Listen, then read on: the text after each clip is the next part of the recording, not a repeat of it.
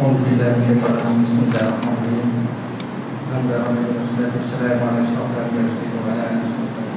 Assalamualaikum warahmatullahi wabarakatuh. Kepada semua jemaah surau Al-Fatihah ini. Alhamdulillah, dengan izin Allah Ta'ala kita semua dikumpulkan bagi mendengar ceramah khas di amal Ramadan yang bertajuk menjemput barakah mengambil jannah yang bakal disampaikan oleh yang berbahagia Datuk Haji Ahmad Azam. Sebelum kita mulakan majlis, saya ingin memperkenalkan membaca sedikit berdata tentang yang berbahagia Datuk Ahmad Azam Abdul Rahman. Beliau adalah Presiden Wadah Kecerdasan Umat Malaysia, iaitu Wadah, dan juga pengurusi Global Peace Mission Malaysia, iaitu GPN, yang beliau kukuhkan pada tahun 2001. Beliau juga merupakan seorang tokoh pemimpin NGO yang sangat aktif berperanan di peringkat tempatan dan antarabangsa. Beliau telah dipilih mewakili Malaysia sebagai Pesuruhjaya Suruhanjaya Bebas tentang Hak Asasi Manusia OIC bagi sesi 2019-2022 dan telah disambung lantikan bagi sesi 2022 dan hingga 2025. Pada 26 September 2021, beliau telah dilantik oleh Menteri Luar Negeri itu sebagai penasihat khas mengenai Afghanistan untuk tempoh setahun sehingga 25 September 2022. Datuk Ahmad Azam juga turut dikenali sebagai pembimbing dan jurulatih dalam bidang kepimpinan ummatik kepada golongan belia dan remaja Muslim. Beliau sering diundang sebagai panel seminar, bengkel dan kem latihan pembangunan belia Muslim bagi memakin pembangunan komuniti di peringkat nasional dan antarabangsa. Tanpa melengahkan masa lagi, saya menyebut yang berbahagia Datuk Haji Ahmad Azam Abdul Rahman untuk memberikan ceramah kita. Dipersilakan Datuk. Terima kasih.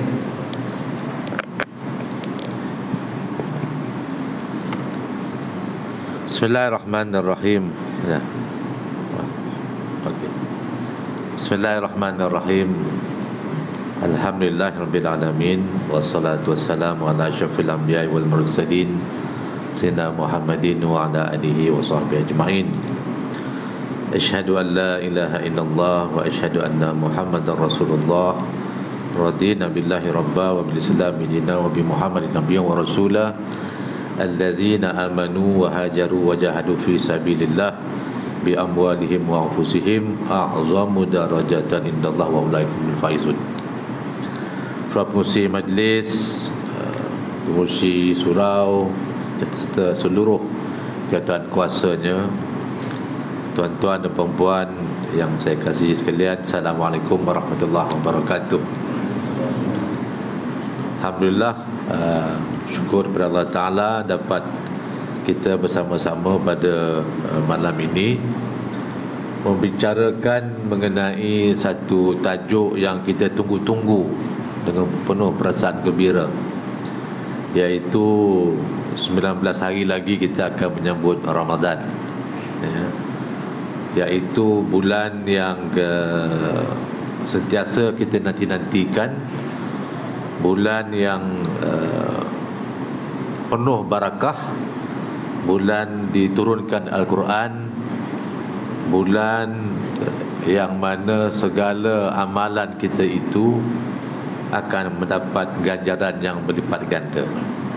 Inilah yang dinanti-nantikan oleh seluruh umat Islam sebagai suatu hadiah Allah kepada kita, bonus yang melimpah ruah tiap-tiap tahun diberikan kepada kita. Maka rugilah bagi mereka yang tidak hendak mengambil bonus ini sebanyak yang mungkin, ya. Jadi kerana itulah 19 hari ini kita kena mulai mempersiapkan minda kita, memperbanyakkan ilmu, kemudian mempersiapkan apa dia yang kita nak buat, memaksimalkan segala amal ibadah kita sebulan Ramadan, dan akhirnya sampai kepada matlamat penzahiran kalimah la ilaha illallah Muhammadur Rasulullah, membebaskan diri daripada semua ilah-ilah dan mengisbatkan hanya Allah. Membebaskan diri dalam segala bentuk pengabdian kecuali pengabdian hanya kepada Allah Subhanahu Wa Taala. Itulah kemuncak kepada kalimah la ilaha illallah. Jadi apabila bicara soal Ramadan, ini suatu tajuk yang biasa kita bincangkan. Namun demikian, saya nak cuba menjawab satu persoalan. Mengapa masjid di zaman Rasulullah sallallahu alaihi wasallam yang dibuat dalam keadaan yang serba sederhana, beratapkan daun-daun tamar, ya, pokok-pokok kurma, ya, dengan berlantaikan pasir, tetapi dalam masa 100 tahun Islam telah meledak, bukan berkembang, tapi Islam itu meledak ke seluruh dunia, sampai ke maknanya ke Afrika, ke Eropah dalam masa 100 tahun. Tetapi masjidnya sangat-sangat sederhana. Ya. Mengapa masjid sekarang, ya, dengan serba canggihnya, saya bercakap di Surau Sri Saujana yang akan mendapat sebuah masjid baru pada bulan 4 nanti, insya-Allah, ya. Macam mana kita nak menjadikan dalam masa beberapa bulan ini, nak menjadikan masjid Sri Saujana ini masjid yang lain daripada yang lain, masjid yang betul-betul menepati kepada masjid yang diasaskan oleh Rasulullah sallallahu alaihi wasallam. Mari kita menjadikan, sebab saya pasti masjid yang kita bina ni masjid yang serba canggih, serba sempurna, segala hardware-nya itu perfect, ya. Tetapi ramai daripada kita tidak bincang soal the software, ya. Jawapannya adalah bagaimana kita nak menjadikan masjid itu betul-betul masjid sebagaimana zaman Rasulullah SAW. Cuma kali ini masjidnya itu sudah sempurna, sudah hebat, tenggelam kaki kita meja permaidaninya.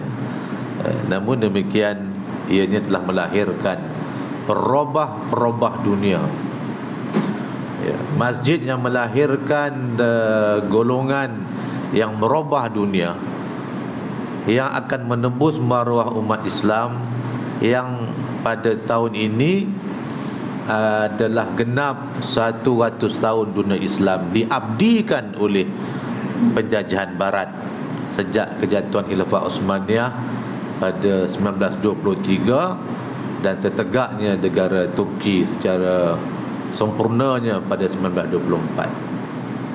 Ya, 100 tahun kita diabdikan, ya. Sangat signifikan bagi saya. Tahun ini merupakan tahun yang sangat penting untuk kita menilai balik tentang peranan masjid, ya. Bukan sekadar menara yang paling tinggi, paling canggih, paling moden, paling istimewa merujuk kepada menara di Mesir, menara di Turki, menara di Iran, di India dan segala macam. Tetapi yang nak kita bina itu adalah manusianya, insannya, bukan bangunannya, tetapi insannya itu. Inilah merupakan satu tajuk yang saya cuba kupas dalam masa beberapa minit ini. Ayat yang berbicara mengenai bulan Ramadan itu, Bismillahirrahmanirrahim, Syahrul Ramadan allazi unzila fihi al-Quran hudan linnas wa bayyinatin minal huda wal furqani faman syahida minkumul syahra fal yasumhu. Bulan Ramadan adalah bulan yang di dalamnya diturunkan Al-Quran. sebagai petunjuk bagi manusia dan penjelasan mengenai petunjuk itu dan pembeda antara hak dan batil. Kerana itu barang siapa di antara kamu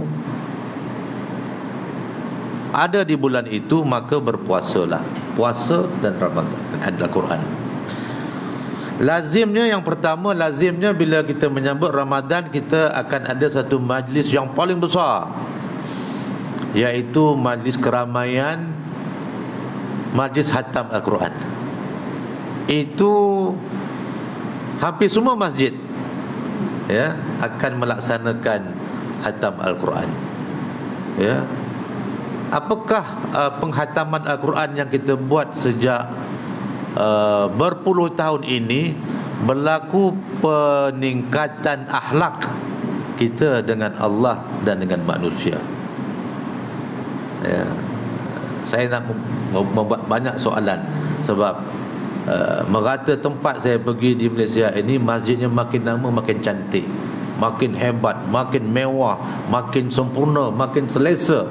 Dan tiap-tiap Ramadan kita akan menganjurkan program keramaian khatam Al-Quran. Sedangkan Al-Quran itu bicarakan apakah akhlak Rasulullah itu, ditanyakan kepada Sayyidina Aisyah. Akhlak Rasulullah itu adalah Al-Quran. Akhlak dikaitkan dengan Al-Quran itu, penafsiran Al-Quran itu ialah tentang akhlak kita. Penafsiran Al-Quran itulah tentang akhlak kita. Jadi kalau sekiranya akhlak kita dengan Allah, dengan Rasul dan dengan manusia tidak dapat kita laksanakan, Al-Quran hanya untuk kita baca, dan tidak berlaku peningkatan iman kepada Allah Ta'ala. Peningkatan iman tidak berlaku, peningkatan akhlak tidak berlaku. Husnul khuluq, akhlak yang terbaik umat Islam sebagai contoh, itu tidak berlaku. Tidak berlaku. Kita bicara soal umat Islam, soal masalah-masalah yang berkaitan dengannya, masalah penagihan dada, masalah akhlak, keruntuhan akhlak anak-anak muda dan segala macam. Kalau tak percaya, kita pergilah ke pusat Serenti. Saya adalah sekali dua dijemput untuk berceramah di pusat Serenti. 90% anak-anak muda, anak-anak muda Melayu Islam, 90%. Apa jadi dengan mereka ini? Kita ada pusat-pusat perlindungan wanita, anak-anak perempuan kita melahirkan anak luar nikah. Buatkan rumah pusat perlindungan, ramai yang melahirkan anak-anak luar nikah. Sedangkan tiap-tiap Ramadan kita tak pernah tinggal soal khatam Al-Quran, soal berpuasa, soal membaca Al-Quran, soal beribadah, soal qiyamul lail. Dahi kita hitam. Tetapi ini ada satu perkara yang kita gagal, ataupun kita lepas pandang, ataupun tidak kita bicarakan secara detail. Di dalam bicara soal masjid, ada dua hak yang kita kena jaga, iaitu hak Allah dan juga hak manusia. Kalau menumpukan soal hak Allah semata-mata, kalau tidak diterjemahkan dengan menjaga hak manusia, maknanya kita punya solat tu mungkin belum lagi menepati sebagaimana kehendak Allah SWT. Itu dikatakan hablum minallah, hablum minan nas.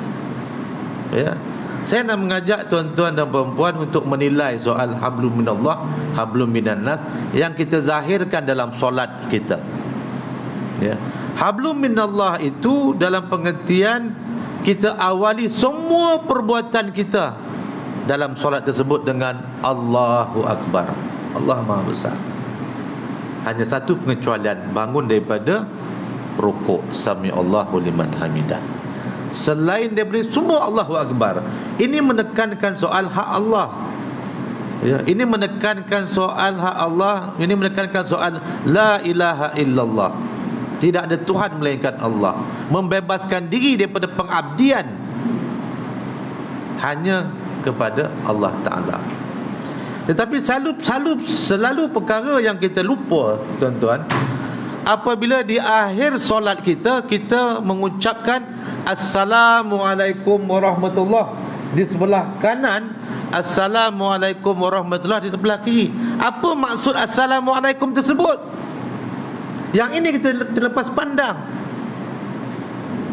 Ya, kita memberi perhatian kepada beribadah kepada Allah Ta'ala, tetapi penzahiran kita, kecintaan kepada Allah Ta'ala itu harus diterjemahkan dalam bentuk khairun nas anfa'uhum linnas.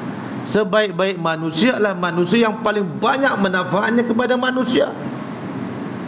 Apa maksud Assalamualaikum di semua sebelah kanan kita, di sepanjang kanan kita? Assalamualaikum, selamat sejahtera ke atas kamu.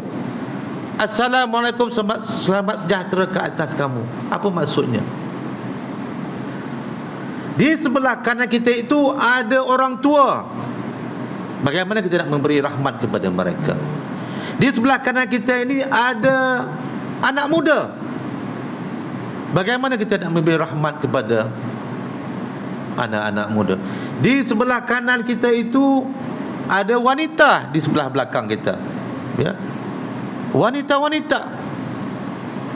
Kita ada anak muda remaja. Ada anak mananya duda. Ada janda. Ada anak-anak kecil. Assalamualaikum. Dan assalamualaikum sebelah kiri kita. Bermakna peranan masjid kena meliputi aktiviti-aktiviti yang boleh diberi manfaat dan boleh memanfaatkan semua golongan dalam masyarakat kita, bukan hanya untuk orang-orang yang dah pencen. Orang pencen dah tak ada apa-apa tinggal, dia hanya nak menunggu dipanggil oleh Allah Ta'ala. Jadi kalau masjid peranannya hanya untuk orang-orang pencen, saya bercakap sebab saya juga dah pencen, ya, jangan rasa marah pula. Saya termasuk kategori orang dah pencen, ya.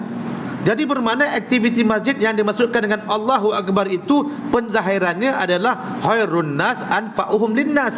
Maknanya manusia sebelah kanan kita itu ada orang tua, ada orang muda, ada yang baru balik, ada lelaki, ada perempuan, ada orang ada masalah, ada duda, termasuk orang luar, musafir, termasuk orang-orang daripada Bangladesh, orang daripada India, daripada Rohingya dan segala macam. Itu semua yang perlu kita beri rahmat. Apa aktiviti kita untuk menangani orang ini? Assalamualaikum tu maksudnya penting dalam agama Islam. Apa aktiviti kita untuk wanita yang baru balik, yang dah jadi janda, yang dah tua, yang muda, yang baru kahwin? Apa aktiviti untuk mereka? Untuk anak-anak muda yang mereka nak belajar, yang sedang mencari karier, yang nak mencari kerja, apa aktiviti untuk mereka? Kalau ini tidak kita santuni, maka masjid itu tidak ada connectivity, tidak merasai ianya terikat dengan masjid, sebab tak ada faedah kepada dia untuk datang masjid.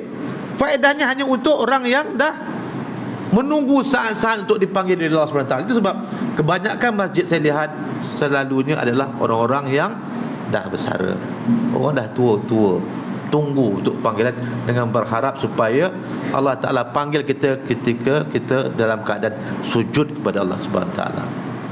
Itu saja matlamat dia. Tapi yang lain-lain, anak muda tidak merasai program masjid yang boleh boleh menyantuni mereka untuk lulus dalam SPM dengan lebih baik.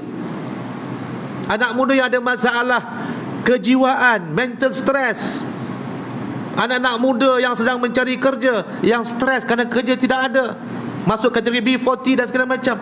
Sekiranya masjid-masjid tidak mengadakan aktiviti seumpama itu, mereka tidak merasa ada keperluan untuk datang ke masjid. Tak ada keperluan. Hanya keperluan datang hanya pada waktu mati, itu confirm. Itu bukan kehendak dia, sebab itu dah tentukan. Ataupun bila dia nak kahwin, lepas tu dia tak ada. Ataupun sembahyang Jumaat, ataupun sembahyang. Jadi kerana itulah, bicara soal Al-Quran, bicara soal penghayatan. Bicara Al-Quran bukan soal hafalan. Bicara soal Al-Quran adalah bicara soal penghayatan. Jadi tuan-tuan dan puan-puan sekalian, saya nak mengajak, sebab sebelum saya datang saya tanyakan apa isu-isu relevan untuk karya ini. Dan yang disampaikan kepada saya, sama saja di karya seluruh negara kita, problemnya sama. Anak muda tak datang, jamaahnya tak ramai, Yang ramai adalah orang yang dah bersara, yang lain tak datang dan segala macam. Sama saja tuan-tuan, tak ada beza, ya. Tetapi selagi masjid tersebut tidak menyantuni Assalamualaikum, yang Assalamualaikum sebelah kanan kita terdiri daripada masyarakat macam-macam kategori, tak kita tangani, dan juga di kiri kita, maka belum lagi selesai masalah hablum minallah wa hablum minan nas. Tak selesai. Itu sebab penceramah syarah-syarah di masjid bukan bicara soal membuka kitab, kitab-kitab yang zaman dulu kita ulah balik, tapi bicara soal masalah turas, ya teruskan. Tetapi menangani masalah umat semasa itu juga harus dibicarakan. Kerana itu cikgu-cikgu patut diberi ruang untuk berceramah. Para kaunselor perlu dipeluang untuk ceramah. Para doktor perlu diberi peluang untuk berceramah. Bukan hanya ustaz-ustaz semata-mata. Kalau tidak, dikatakan menjurus persoalan masjid hanya bicara soal hukum hakam, fiqh, sirah dan segala macam, tetapi tidak menyelesaikan masalah umat pada waktu itu. Jadi kerana itulah kita berhadapan dengan masjid yang besar-besar, tetapi ianya tidak memberi impak, kesan kepada konsep khairun nas anfa'uhum linnas. Jadi tuan-tuan dan puan sekalian, saya nak mengajak, ya, supaya maudhu ini penting. Sebab negara kita ini sudah menjadi tarikan umat Islam seluruh dunia untuk datang untuk merasai kehidupan Islam, ya. Saya bertemu satu keluarga daripada Afrika Selatan. Tiap-tiap Ramadan sebulan dia duduk Kuala Lumpur. Tiap Ramadan dia akan datang, bawa keluarga duduk hotel, duduk dengan masjid Jami', ya, dan dia nak merasai kehidupan beribadah pada bulan Ramadan. Begitu juga daripada UK, daripada Amerika datang, mereka nak melihat, tetapi mereka hanya melihat bab aspek ibadah semata-mata. Pada bulan Ramadan, waktu itulah kita banyak bersedekah dan segala macam, ya. Namun demikian mereka tidak melihat lain daripada itu. Tuan-tuan dan puan-puan sekalian, mari kita lihat mengapa Islam berkembang cepat di negara barat. Cukup cepat. The fastest growing religion in the world, in the West, adalah agama Islam. Dalam ketika umat Islam itu tidak ada kuasa politik, dalam ketika umat Islam tidak ada, dalam pengertian yang umum, tidak ada kuasa ekonomi, mereka tidak ada apa-apa, mereka hanya pekerja, mereka migran. Cuma ada beberapa negara sudah ada yang menjadi politician, tapi umumnya politik, kuasa politik bukan di tangan umat Islam.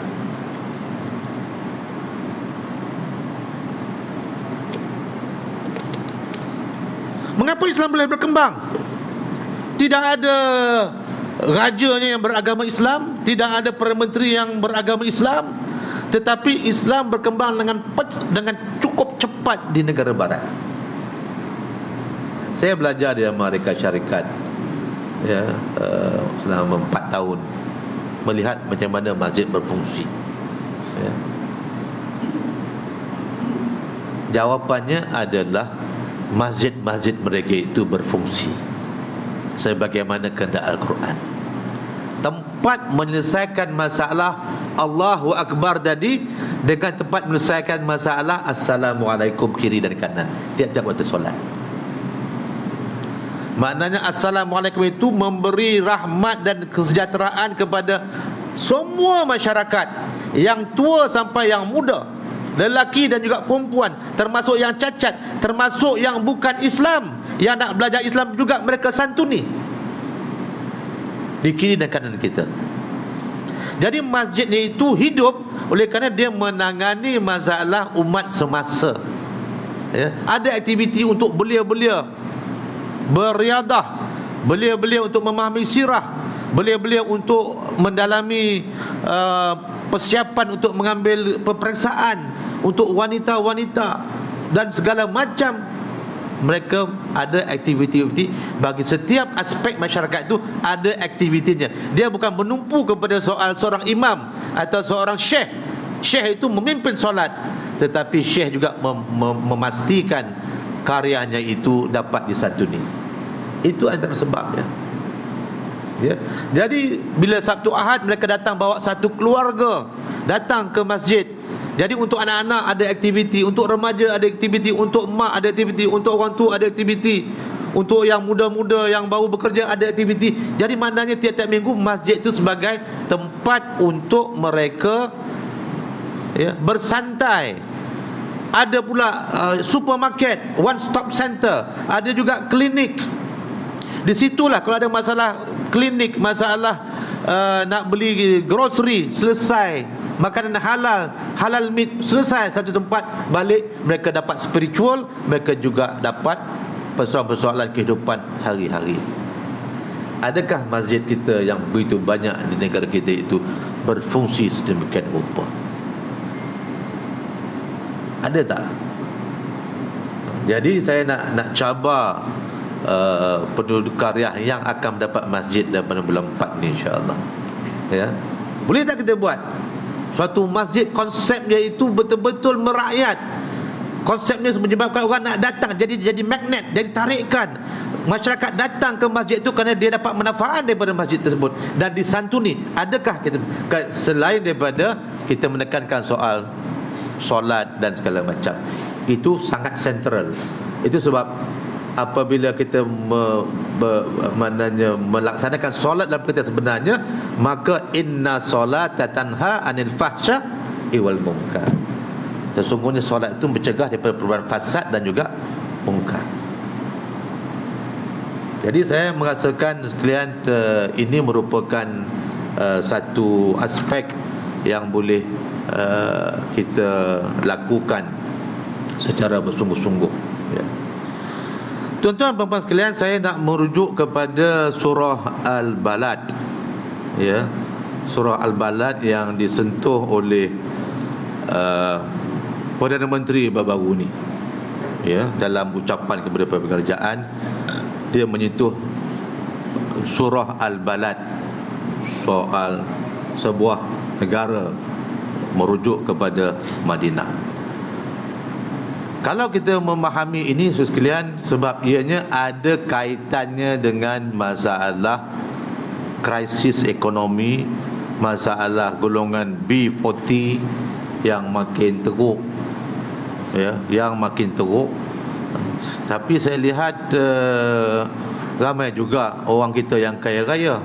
Baru tadi dalam perjalanan saya tengok ada satu konvoi motor-motor besar, ya, depannya polis, mana motor besar banyak, atau motor-motor yang satu motor tu harga puluh ribu lah. Semua orang Melayu saya lihat. Ramai, ya, banyaknya duit, ya. So nak kata orang kita ni susah pun tak juga, ya. Namun demikian surah Al-Balad ini penting sekalian, ya, sebab di sini ada suatu konsep yang saya nak kongsikan bersama. Kalau boleh kita memikirkan bagaimana nak menyelesaikannya itu, saya fikir ini merupakan satu kaedah yang boleh kita fikirkan. Ini disentuh oleh Perdana Menteri, ya, di dalam soal Al-Balad, ya. Soal, ya, antara perkara yang menjadi masalah besar kepada kita ialah persoalan kemiskinan. Bagaimana nak menangani persoalan kemiskinan, ya.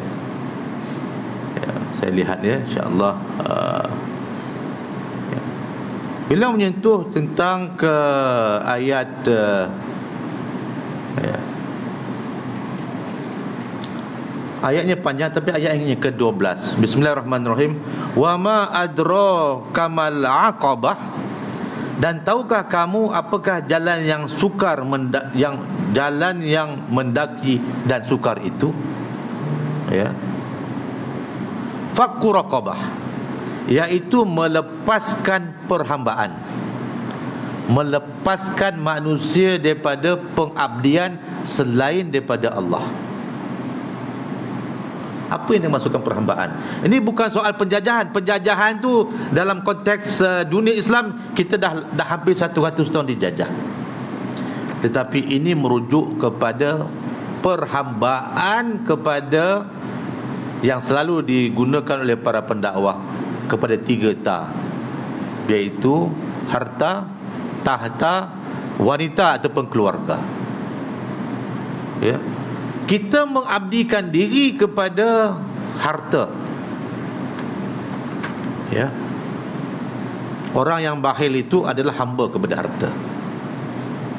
Ya. Susah untuk kita membebaskan diri daripada kecintaan kepada harta. Kita juga ada yang diperhambakan dengan kuasa. Kita sanggup melakukan apa juga demi kuasa. Ya, susah juga. Dan soal keluarga, kecintaan kita kepada keluarga menyebabkan kita tak peduli tentang orang lain. Jadi soal pengabdian ini adalah pengabdian kepada persoalan duniawi. Ya, yang ini Al-Quran menyebut mendaki dan sukar. Wa ma adraka mal aqabah, dan tahukah kamu apakah jalan yang mendaki dan sukar itu? Fakku raqabah, iaitu melepaskan diri daripada pengabdian kepada persoalan duniawi dan pengabdian kepada nafsu. Itu sebab puasa itu bicara soal membebaskan diri daripada kongkongan nafsu. Ya. Susah. Apabila ini dapat kita selesaikan, ya, maka boleh baru bicara ayat seterusnya, bicara au id'amun fi yaumin zi musghabah, ya, atau memberi makan pada hari terjadinya kelaparan. Pada waktu ini memberi makan, ya. Yatiman za makrabah, dan kepada anak yatim yang ada hubungan kerabat, ya. Au miskina za mutrabah, atau orang miskin yang sangat fakir. Ya. Menangani masalah kemiskinan yang kita lalui sekarang itu, ya, banyak merujuk kepada kita berjaya membebaskan diri daripada pengabdian kehidupan duniawi. Ya. Tidak mungkin kita dapat menyelesaikan masalah kemiskinan seandainya kita tidak membebaskan diri daripada duniawi. Jadi kan itulah saya mencadangkan pada bulan Ramadan itu, kalau di negara barat, masih di sana, mereka sentiasa ada namanya soup kitchen. Ya, tempat mereka masak sup. Maknanya siapa pun asalkan dia miskin, datang ambil sup, kemudian dah makan balik. Ya. Tiap-tiap kali sup kitchen mereka lakukan free of charge. Tidak ada charge. Jadi orang kaya yang menyumbang. Kalau di Şanlıurfa, tempat yang berlaku gempa bumi di Turki, yang hampir tiap-tiap tahun saya ke sana. Kenapa? Di situ tempat dikatakan tempat kelahiran Nabi Ibrahim alaihissalam. Tempat Nabi Ibrahim dibakar. Ya, tempat banyak nabi-nabi di sekitar itu yang disebut sebagai Mesopotamia, ya, pada satu ketika dahulu. Ya. Masjidnya itu, ada satu masjid dia menyiapkan makanan tiap-tiap hari tanpa kecuali, tiap-tiap hari untuk makanan seramai untuk 15,000 orang every day. 15,000 orang every day di Şanlıurfa. Ya, itu saya lihat sendiri tempat-tempat mereka. Mana continuously. Jadi oleh kerana itulah, ya, mereka datang, mereka sembahyang sebab dapat manfaat. Mereka datang, maknanya soal soup kitchen itu mereka lakukan, dan memberi makanan kepada orang miskin mereka lakukan. Tetapi hanya mungkin dapat dilakukan kalau kita membebaskan diri daripada pengabdian kepada duniawi. Ya. Quran jelas, ya, di dalam surah Ali Imran ayat yang ke-92, kamu sekali-kali tidak sampai kepada kebajikan yang sempurna sebelum kamu menafkahkan sebagian harta yang kamu cintai. Dan apa saja yang kamu nafkahkan, maka sesungguhnya Allah Maha mengetahui. Ya. Maknanya kita apabila kita menginfakkan sesuatu yang kita cintai, menafkahkan satu yang kita cintai, barulah sampai kepada matlamat kebajikan albir yang disebut oleh Allah Ta'ala. Allah Ta'ala Maha mengetahui. Jadi kerana itulah saya nak menyarankan, ya, di dalam bajet berbau ini diberikan suatu komitmen untuk membebaskan orang-orang miskin Tegar seramai lebih 132,000 orang, ya, ataupun 130,000 keluarga, saya tak pasti, tapi makna jumlahnya suatu usaha untuk membebaskan mereka daripada lingkaran kemiskinan, ya. Jadi kan itulah, kalau sekiranya untuk menjelang Ramadan yang akan datang, mengapa Ramadan ini sangat penting? Sebab pada Ramadan yang akan datang ini Allah Ta'ala bagi kita advantage. Bulan Ramadan lah ramai orang yang nak kembali pada Allah Ta'ala. Bulan Ramadan lah orang nak banyak beribadah. Bulan Ramadan lah orang lebih pemurah. Bulan Ramadan lah orang lebih suka membantu orang lain. Bulan Ramadan lah tempat orang nak berbuat baik. Jadi pada waktu itulah, kerana hadis Nabi mengatakan, apabila datangnya bulan Ramadan, pintu-pintu syurga dibuka, manakala pintu-pintu neraka ditutup, syaitan dirantaikan. Sahih Bukhari dan juga Muslim. Jadi kalau kita harap, kalau dalam masa 19 hari ini kita mulai memikirkan bagaimana, ya, kita dapat memanfaatkan advantage yang Allah Ta'ala berikan kepada kita bulan-bulan Ramadan, iaitu dapat kita mengembeling supaya jadi budaya, supaya masjid itu, bulan Ramadan itu menjadi pencetus kepada kebangkitan baru kepada masyarakat kita, yang mana masyarakat dapat disantuni dan juga dibantu dengan sebaik-baik yang mungkin. Barulah barakah itu akan datang. Saya nampak, ya, sebab Allah Ta'ala menyebut dalam hadis Nabi, wallahu fi auni maka abdu fi auni akhi. Allah Ta'ala akan menolong hambanya selagi mana hamba itu menolong hamba-hamba yang susah, ya. Jadi kan itulah, saya ingat bulan Ramadan ni bulan yang terbaik, ya, untuk kita melaksanakan agenda yang ada.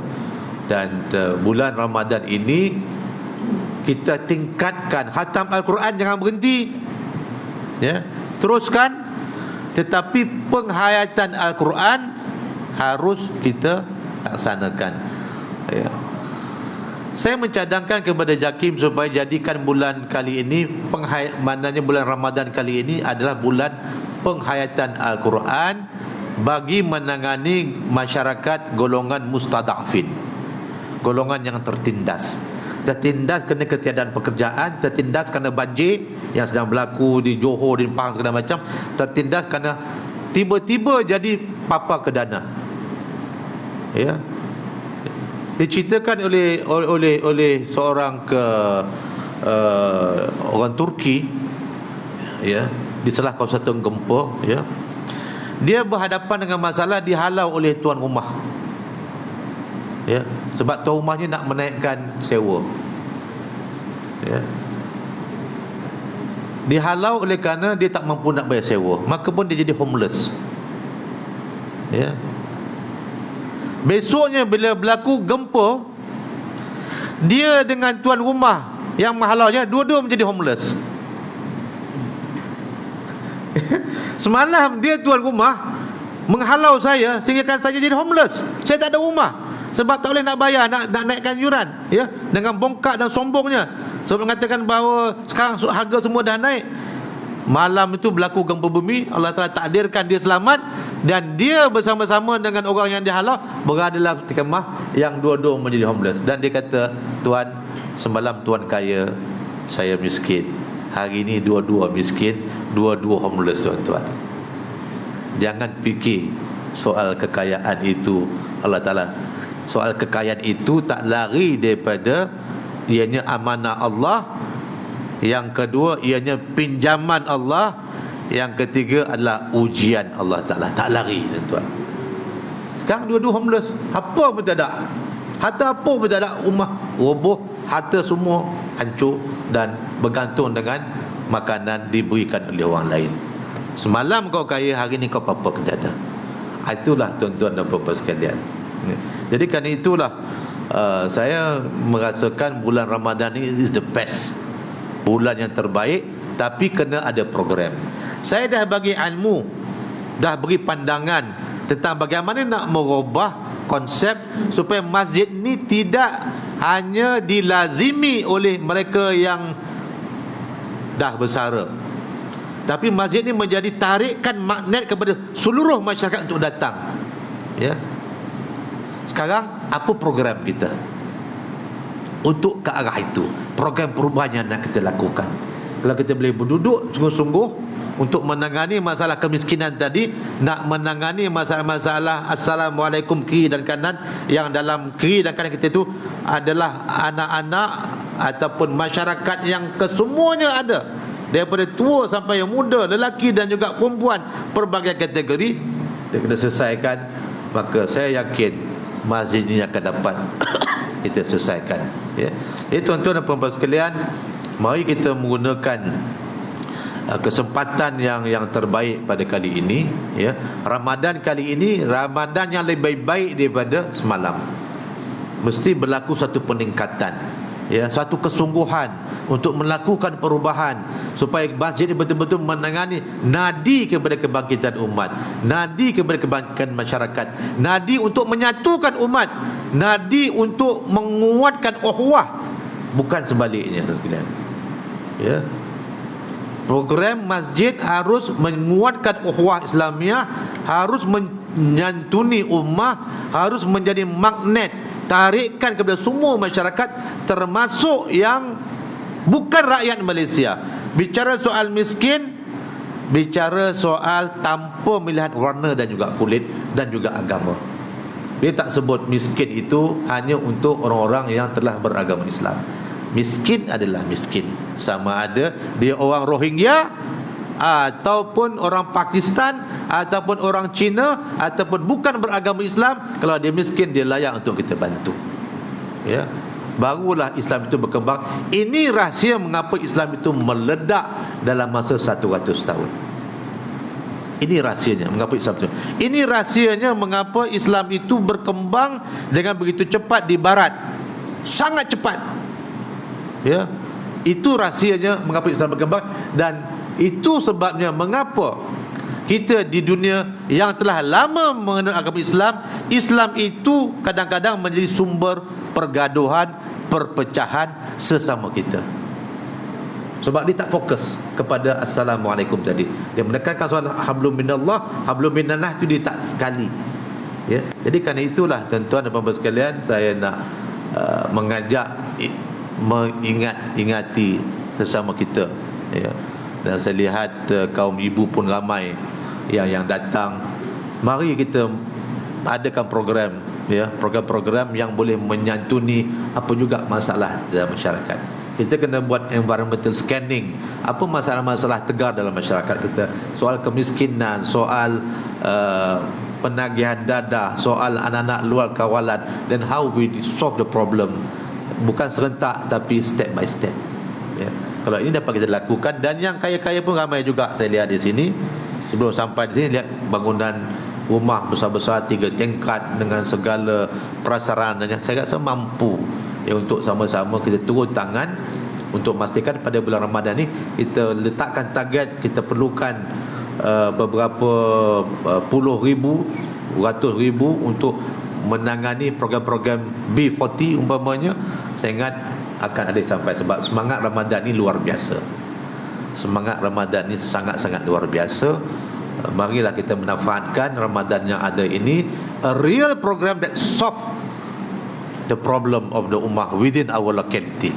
Masalah real yang kita tangani bersungguh-sungguh, maka dapat dilakukan. Jadi saya lihat bagaimana di negara barat masjid-masjidnya sudah mulai berfungsi sebagaimana yang dituntut oleh Al-Quran. Maka kita harus melaksanakan ini bersungguh-sungguh. Akhirnya almarhum Syekh Yusuf Qaradawi mengatakan, apapun kita laku, jangan menjadi hamba Ramadan. Hamba Ramadan pada bulan Ramadan sahaja kita bersungguh-sungguh. Ya. Pada bulan Ramadan kita all out, habis bulan Ramadan sebulan raya dia cancel semua sebulan Ramadan punya kita lakukan, kita pun lupa balik, kita kembali kepada asal. So kata Qardawi nasihatkan jangan menjadi hamba Ramadan, ya. Maka ini jadikanlah Ramadan sebagai pencetus suatu peningkatan kepada keimanan kepada Allah Subhanahu Wa Taala, dan akhirnya kita menjadi umat yang terbaik. Khairun nas anfa'uhum linnas. Allahu a'lam, mudah-mudahan ada kebaikan. Wassalamualaikum warahmatullahi wabarakatuh.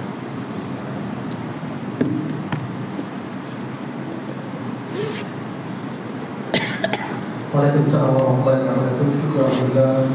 Terima kasih kepada yang berbahagia Datuk Ahmad Azam Abdul Rahman atas perkongsian yang kita dapat malam ini. InsyaAllah segala apa yang disampaikan oleh yang berbahagia Datuk semoga ini jadi panduan dan tauladan serta cabaran untuk kita semua mendalami apa yang telah ditutup ajarkan oleh Datuk tadi. Ini majlis meneruskan lagi. Untuk berkali majlis ini saya mempersilakan yang berusaha Tuan Pengurusi Sulawesi Selatan Tuan Haji Asim Majid untuk menyampaikan sedikit hati kepada yang berbahagia Datuk Ahmad Azam Rahman. Silakan. Nah.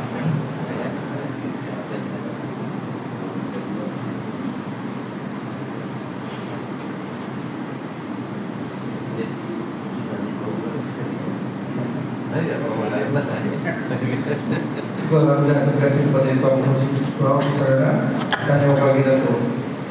Sekian, wabillahi taufiq wal hidayah. Assalamualaikum warahmatullahi wabarakatuh.